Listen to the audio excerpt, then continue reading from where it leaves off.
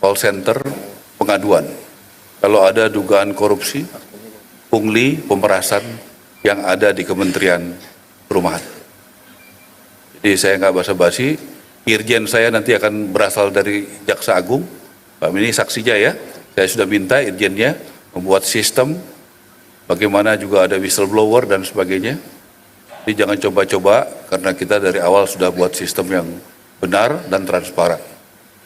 Itu, dan Pak Prabowo juga sudah izinkan Pak Hasim untuk kita berusaha membuat departemen ini menjadi departemen yang tidak basa-basi, tidak retorika, tapi juga dengan sistem untuk supaya bebas dari korupsi, dimulai dari perencanaan.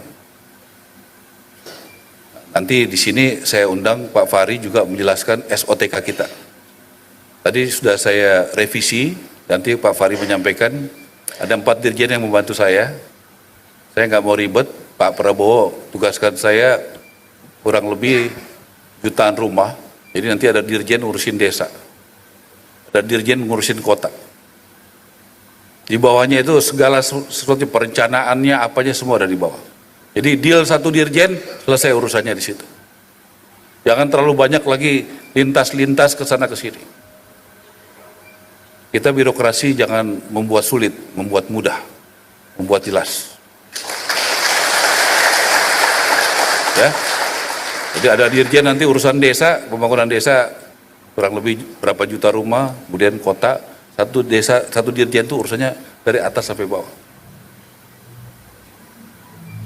Kemudian tolong tayangkan deh itu anggarannya yang buat 2025 ya. Kemudian saya juga akan mengusulkan, terus terang saja SOTK-nya sudah sampai di istana. Saya sudah minta kepada Pak Prabowo dikasih kesempatan saya 5 hari ini mengusulkan SOTK yang kami yakini lebih bersih, lebih simpel, ya, dan lebih bisa diakses publik. Bayangkan ini anggaran kami 5 triliun 2025. Diminta membangun berapa juta rumah? 3 juta rumah. Kalau 2014 anggarannya berapa Pak Dirjen? 14T. Bisa membangun berapa rumah 2014? 2024? Pak Dirjen? 2024 berapa rumah yang dibangun? Berapa? Berapa Pak Dirjen? Tolong kasih mic-nya dulu, supaya Pak Dirjen juga omongannya didengar sama YouTube ya, supaya semua juga. Yang lain Nah, 2024 dikasih dana 14 triliun. Tapi yang terbangun berapa Pak? biar nyalain dulu. Bukan target Pak, yang terbangun Pak. Ini udah bulan Oktober akhir Pak.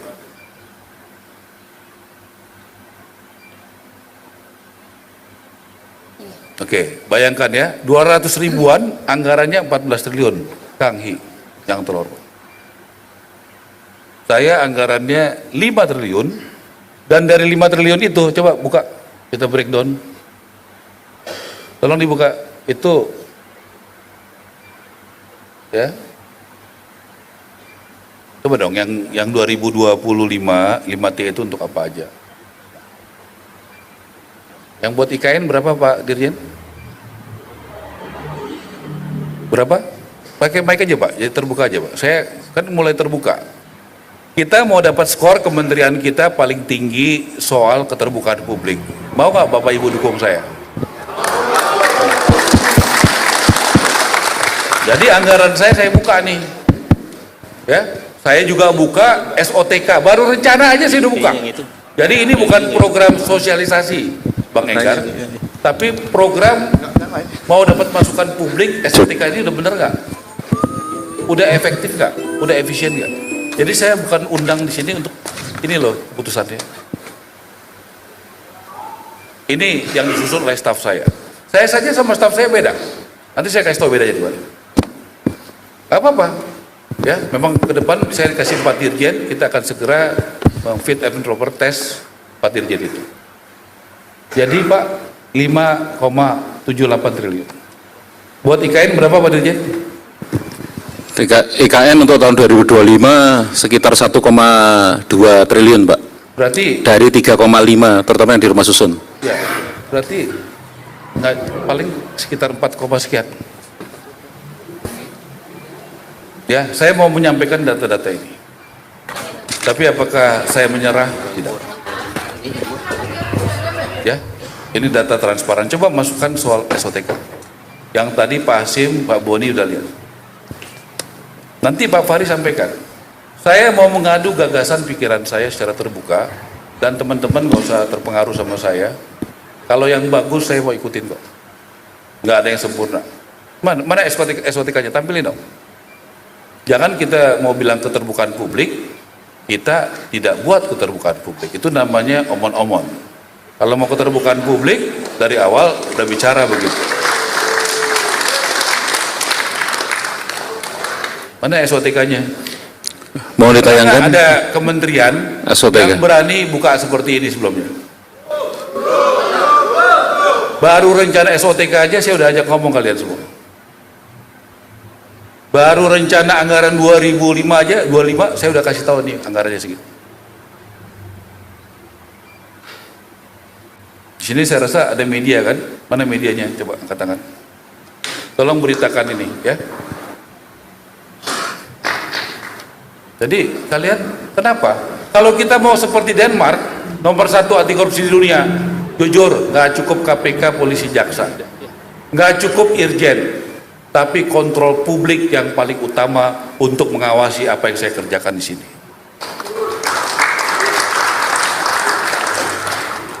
Ya, kalau kita mau benar jangan tangguh.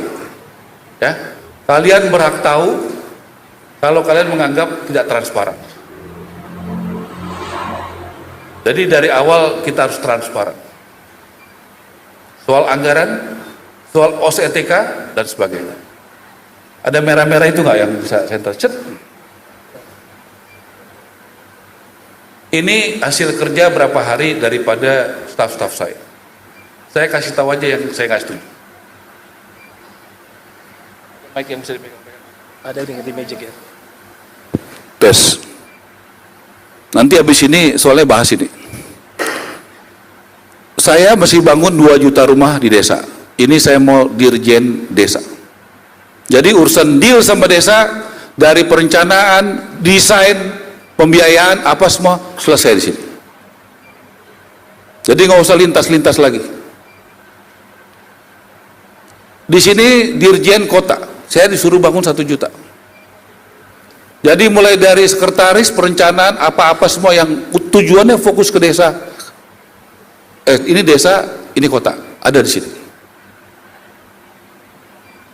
Jadi nggak usah terlalu banyak lagi lintas dirjen bolak-balik. Kita membuat yang simpel, yang sederhana. Di sini dirjen kawasan pemukiman. Ini semualah apartemen, properti apa semua di sini. Pengecekan apakah fasum-fasumnya sesuai 60-40 ada di sini. Saya dapat pesan tidak boleh lagi ada perumahan yang eksklusif dari Pak Prabowo. Jadi perumahan itu juga harus ya dari berbagai macam latar belakang. Kita tidak mau bikin negara di dalam negara. Jadi kita juga harus mulai dengan sesuatu yang baik, yang tidak eksklusif. Teman ya, baru kita saksikan tadi unjuk kebolehan ya Pak Marwar Sirait, anak Medan tuh, senggolong. Beliau menteri baru ya, Menteri Perumahan dan Pemukiman Indonesia, diutus oleh Pak Prabowo untuk mendirikan 3 juta rumah di desa. Wih, keren, membantu sih, itu membantu masyarakat Indonesia yang tidak memiliki rumah sampai saat ini. Karena kalau rumah itu bagus dan itu nyaman, pemilik rumah itu akan fresh, otaknya lagi berkembang lagi. Jadi itu tujuan Pak Prabowo, mensejahterakan rakyatnya. Keren Pak Prabowo. Dan Pak Marwar juga keterbukaan ya, dia nggak ada tutupin anggaran sekian 5T ya 5T. Saya rasa sih Pak Marwar kayak ya di Menteri Perumahan dan Pemukiman itu hebat Pak Prabowo, pilih orang seperti itu. Ya mungkin sampai di sini saja video kita kali ini. Kalau ada yang berkomentar silakan tulis di kolom komentar. Saya sudahi saja. Wassalamualaikum warahmatullahi wabarakatuh.